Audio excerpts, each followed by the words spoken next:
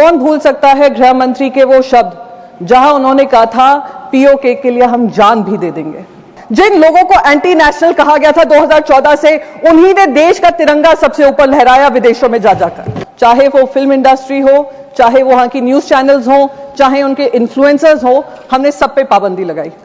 Sir अब समय आ गया है कि क्रिकेट पर भी पाबंदी लगनी चाहिए सर। वो उनके मुंह हम उनके मुंह पे जाकर कहेंगे कि हमें वो इंडिया पाकिस्तान मैच खेलना है, हम पैसा कमाना चाहते हैं, पैसे के ऊपर आपका परिवार नहीं है। श्रीमती प्रियंका चतुर्वेदी जी 4 मिनट्स। सर नमस्कार।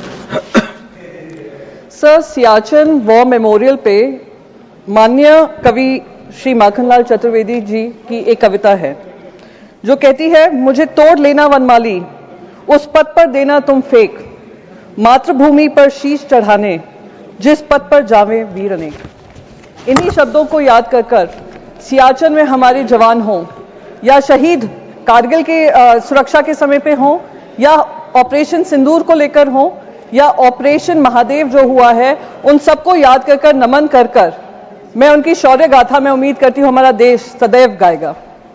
साथ ही साथ मैं उन सारे परिवारजनों को श्रद्धांजलि व्यक्त करना चाहूंगी जिनकी जाने वो पहलगाम में गई, आतंकी हमले में गई, पाकिस्तान स्पॉन्सर्ड आतंकी हमले में गई, और वो अभी भी उम्मीद कर रहे हैं कि हर तरीके से ऑपरेशन सिंदूर, जो कल खुद प्रधानमंत्री जी ने कहा कि ऑपरेशन सिंदूर अभी भी जारी है, उस ऑपरेशन सिंदूर के तहत उनको हर पैमाने पे न्याय मिलेगा और नापाक हरकतें जो पाकिस्तान से होती हैं उसको खत्म करने का काम हमारी वीर सेना करेगी। सर कल प्रधानमंत्री जी ने ऑपरेशन सिंदूर के बारे में कहा वो अभी भी जारी है और मैं उनका शुक्रिया अदा करती हूं कि उन्होंने देश को याद दिलाया कि ऑपरेशन सिंदूर में जो हमारी सेना ने किया वो अब तक खत्म नहीं हुआ है, हम इनकी नापाक हरकतों को खत्म करेंगे। पर कुछ सुझाव मेरे भी हैं। जब पहलगाम हुआ था मेरे मन में भी बहुत सवाल थे। 2 हफ्ते पहले वहां पे गृह मंत्री जी गए थे और उन्होंने कहा था आतंकवाद को बिल्कुल समाप्त कर दिया है। 2019 में जब 370 धारा हटी थी, कौन भूल सकता है गृह मंत्री के वो शब्द जहां उन्होंने कहा था पीओके के लिए हम जान भी दे देंगे। तिरंगा यात्रा हुआ था, हम पार्लियामेंट्री डेलीगेशन जब गया था, हम जाने से पहले तिरंगा यात्रा हुआ था जिसमें गृह मंत्री ने कहा अब बातचीत पाकिस्तान से होगी तो सिर्फ पीओके को लेकर होगी। तो जब ऑपरेशन सिंदूर जारी था और अचानक से उस पर फुल स्टॉप लगा, मन में सवाल तभी भी था कि क्या हुआ जिस वजह से हमें ये सीज फायर करना पड़ा, क्योंकि हम सिर्फ पीओके की बात करना चाह रहे थे।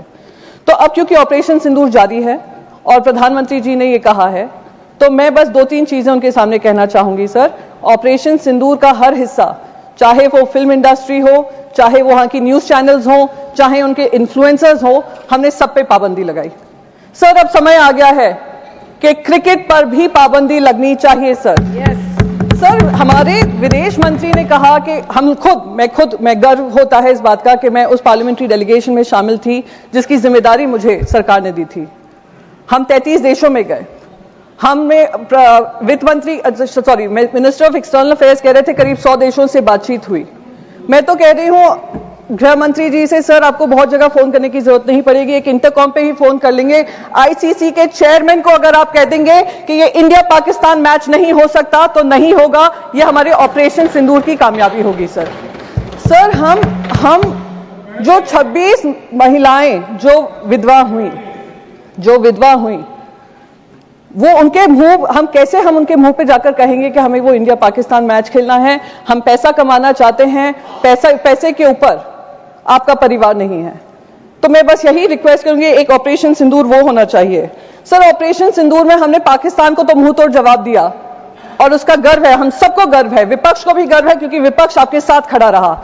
जिन लोगों को एंटी नेशनल कहा गया था 2014 से, उन्हीं ने देश का तिरंगा सबसे ऊपर लहराया विदेशों में जा जाकर। मेरे को उसका गर्व महसूस होता है सर। पर जो हमारे यहां पर पहलगाम को लेकर इंटेलिजेंस फेलियर हुआ, उसकी जवाबदेही किसी ने ली? सर क्या हमारे इंटेलिजेंस चीफ का इस्तीफा मांगा गया? जी सर मैं खत्म ही कर दूंगी, मैं ज्यादा समय नहीं लूंगी सर, बस 20 सेकंड में खत्म कर दूं सर।